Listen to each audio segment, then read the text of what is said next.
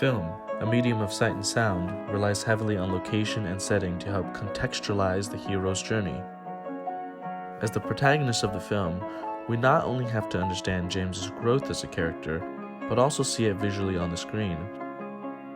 In my head, I always knew that meant starting James in solitude and ending him in isolation. I came to Villa la Angostura looking for two major locations.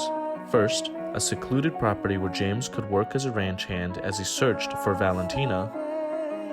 Second, a house with a barn plopped in the middle of wide open valleys with long roads leading onto the property. The type of location where you have a direct line of sight as visitors come and go. Silvestri, our location manager who had grown up in Villa la Angostura, led me to the perfect location for both. The first, a property nicknamed the German House, is an estate that spans more than 100 acres and has many sections, houses, and barns that fit very well into the film's creative needs. The barn that lies to the west of the main house actually serves as a farmhand's main living quarters in real life. By the horse shed, we can see the wooden supports frame an unobstructed view following a service road to the lake.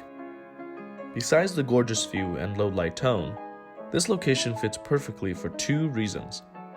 One, the road allows us to see Annabelle approaching to take James on his hero's journey.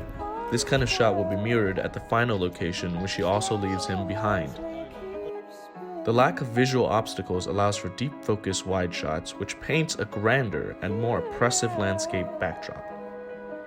Two, the location actually shares the property where we will film the German woman's abode, thus allowing for tense story conflict and twist when James discovers the very people he's looking for were right under his nose the entire time. Another location that helps visually represent James's journey is a ranch in a valley surrounded by rocky mountain and desert. Again, we see the same kind of service road, naked in the sun, leading up to the main house. This time, however, there is absolutely no view or foliage of any kind.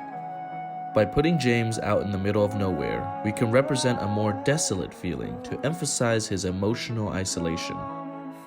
At the end of the film, he will be here with wife and child, but he will have pushed away everyone that understands the true him, completing, albeit a dark, hero's journey.